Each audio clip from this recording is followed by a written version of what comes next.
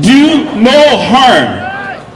This is all about the benefit and the risk ratio in clinical decision making. For example, as a surgeon, if I diagnose somebody with appendicitis, I'm going to administer an operation, an appendectomy. It makes sense. The benefits of the surgery outweigh the side effects. Now, what do you think if I said to you, I'm going to use a chainsaw to remove the appendix? You think that's a good idea? No! No, because a chainsaw would cause more harm than benefit. You're going to damage collateral vessels, nerves, organs, and you're going to do collateral damage when your intent was to be very specific and focused. So in that case, the risk outweighs the benefit. Now there are cases where you will use a saw. For example, if someone has gangrene of the foot, they could actually damage the rest of the organs from that gangrene. So we actually will use a saw, sadly, and do an amputation in order to save that person's life. Now, in other words, an illness has to be very grave and very serious in order to implement very aggressive measures. That's the risk-benefit ratio, and that's the motto of do no harm. Now let's apply this to COVID-19. March 17th, we were told we have a pandemic of a very serious, very lethal virus, and we were shown videos of body bags in Italy and China, and we thought this is absolutely disastrous, so we need an aggressive approach. And hence lockdowns, social distancing, and all the other logos that came along with this very aggressive approach. Now, we say, why lockdowns? Why lockdowns? Well, at the time we were told that the benefits of lockdowns outweigh the risk, because if we do nothing, we're going to have droves of people, our friends, our family are actually going to die, and therefore we need a very aggressive approach. So we were told that the benefits of lockdown outweigh the side effects. Now, sometimes there is an appropriate approach for this. So we waited along and we thought, okay, it's going to be 2 weeks, no problem, flatten the curve. March 30th, Premier Doug Ford says, you know what, that 2 weeks wasn't enough. We need another 2 weeks because we haven't flattened the curve. So another 2 weeks come along, and then it's going to be 30 days, more lockdowns. So we started wondering, critical thinkers started thinking, well, what's going on here? I started calling up my colleagues in hospital and said, what's going on? How many COVID patients do you have? This must be a disaster. 3? We have 3 patients in hospital. None of them are on ventilators. And none of us really found anybody who has COVID-19. Did you have friends or relatives of COVID-19? No. So we started wondering what exactly is going on, and is this chainsaw approach appropriate? And where did this come from, this chainsaw lockdown approach? Did you know that actually this approach was a result of a high school project by a 14-year-old young lady called Laura Glass? She said, well, let's see, with Spanish flu, if we apply lockdowns and social distancing, we can reduce the amount of contact over a period of time. Her dad was a computer modeler. He brought this to politicians, and they loved it. And they said, next time we have a pandemic, we're going to do lockdowns and social distancing. Scientists said, no, this is not clinically proven. This is a high school project. Politicians went with it, and they said, next time we have a pandemic, we're going to have a lockdown and social distancing. What I would call the chainsaw approach to management. Now you might say, well, this would be appropriate if hospital resources were strained, if we were out of personal protection equipment. But as time went on through the ensuing months, we started seeing there's something wrong here. We're not seeing friends that are critically ill. We're not seeing ventilators being overextended. In fact, we're seeing the opposite. Hospitals are actually under as far as bed capacity. And so we started wondering, critical thinkers started thinking, what exactly is going on here? And then we started looking at the statistics for this coronavirus, and we found that if you have a healthy immune system, you have a 99.9% probability that you'll get over it. And we started thinking that, we started observing that actually the cases were focused in long-term care facilities and those that had 3 comorbid conditions. So now all of a sudden we're like, okay, what's going on here? Do the benefits of lockdown and social distancing outweigh the risks? No. So you can't apply a chainsaw to a problem that can be contained with focused, precise management. Then we started wondering, well, what about this test, this PCR test? We started exploring this PCR test. Why are we doing so many PCR tests? Really? Well, if you go to a PCR test, all it picks up is remnant RNA viruses. And you can actually turn up the volume or turn down the volume to increase the sensitivity of the test. This is the inventor himself, Dr. Kerry Mullins, the creator of the PCR test. These are his own words. Anyone can test positive for practically anything with a PCR test. If you run it long enough with PCR and you do it well, you can find almost anything in anybody. It doesn't tell you that you're sick. There you go. It does not tell you that you're sick. And as a matter of fact, there's a recent study just released, the Journal of Clinical Infectious Diseases, September. They studied 4,000 people. They took the PCR test, and then they took the blood of those people and cultured the virus. Viral culture is the gold standard. You would be shocked what the results are. When you run the test at 30 cycles, you have an 80% false positive rate. 80% false positive rate in 4,000 people. Crank it up to 35 cycles, and you have 97% false positive rate. I'm going to translate this into what we're seeing right now in Ontario. Ontario uses between 35 to 45 cycles. Wow.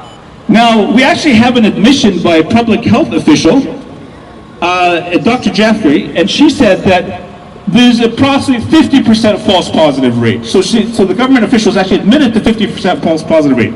So when you come out of that PCR test and it's positive, flip a coin. It's that inaccurate. So then we were like, now we come to the end of the summer, and all of a sudden we're relieved and we're saying, you know, we flattened the curve now, but we can start weaning back into normalcy. However, there's still going to be some restrictions. Social distancing, lockdowns, and all of a sudden masks. Where did that come from? When the public health official said masks for the healthy are useless, mask experts said they're useless. Your virus is 0.1 micron. The best mask can only filtrate 0.3 microns. It's a physical impossibility. And it's unnecessary and healthy to go around muzzled with masks. Masks are useless. Exactly. That's the key word, Marshall. Thank you. So let's look at yesterday. Yesterday, we ran 58,000 tests. 58,000 tests. I'm just going to call up the numbers here. And 1,855 people were tested positive. In Dr. Barb Yaffe's own admission, if it's 50% false positive of those 1,855, then actually only 1 in 100 people that were tested actually had some sort of a coronavirus. But if you use a clinical study that's even more accurate, only 56 people actually would have had the coronavirus, or 0.001%, or 1 in 10,000. Wow, there you go. And for this, the politicians are saying we're in a pandemic. Yeah, good job. Yeah, does 1 in 10,000 diagnosis justify a chainsaw lockdown reaction? No! Does 1 in 10,000 new cases justify 60 cruisers at Adamson's Barbecue? Arresting a young businessman desperate to make a living. That's right. This is a chainsaw, aggressive lockdown, heavy-handed approach to managing a virus that's much like any other coronavirus that's come and gone. Unacceptable. I appeal to my colleagues.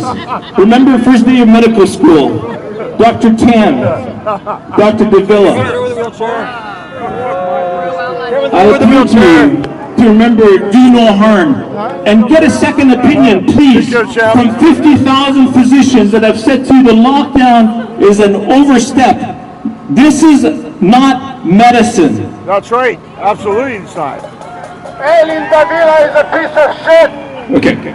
I'm going to wrap this up. So basically, in conclusion, the focus protection model is what we recommend as physicians. Many of us recommend it. Not everybody is in agreement with consensus.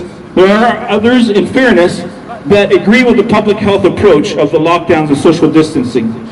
But I believe that we need a focus protection model to stop the harm on the healthy population with a perfectly healthy immune system, right. and invest money in long-term homes and protect those with comorbid conditions. Absolutely.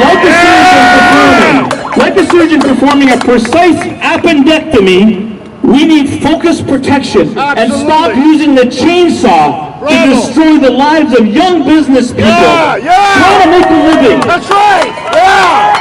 Taking them away from their family, putting them in jail. A $50,000 bill. Whatever your opinion is on civil disobedience, I'm not going to weigh in on that. However, let's be rational. Absolutely. May God bless you. Thank you, brother. Wow. For some reason, I have a feeling we're going to see that doctor again. Yeah, good. It only took us 33 weeks to get a medical professional up here. Can you believe that? Put your hands together for a hero right now.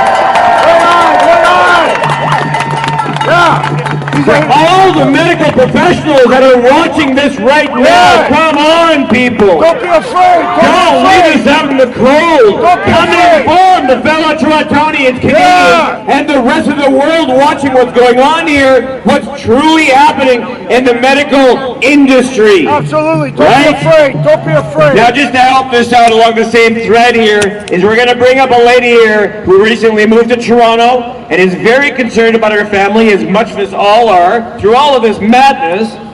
This lady has a master's degree in biostatistics from the Dundas School of Public Health, University of Toronto. She worked as a statistician for cancer researchers for a number of years at Princess Margaret Hospital and independently. She's been opposing the fluoridation of our water for over 10 years and became familiar with public health lies. There happens to be a couple of those running around.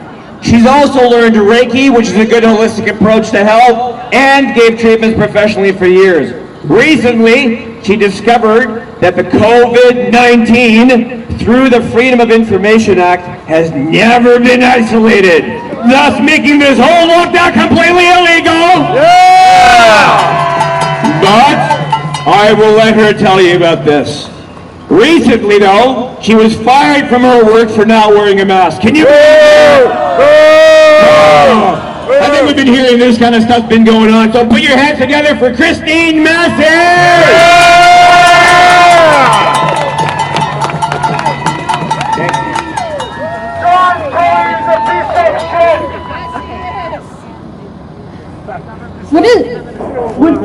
Sorry. By the way, guys, she's a little nervous. Can you put some love together for her? Don't worry. Don't worry. Would a sane person mix a patient sample that contains various sources of genetic material and was never proven to contain any SARS-CoV-2 virus with transfected monkey kidney cells, fetal bovine serum, and toxic drugs, then blame the virus that they never looked for or found in the patient sample for harm to the monkey cells, and then claim that the resulting man-made concoction is SARS-CoV-2 isolate and ship it off internationally for use in vaccine and test development. Because that's the sort of fraudulent monkey business that's being passed off as virus isolation by research teams around the world and right here in Ontario. It doesn't take a rocket scientist to realize that investigation is needed to know if a new virus is causing disease. Public health authorities don't simply know these things.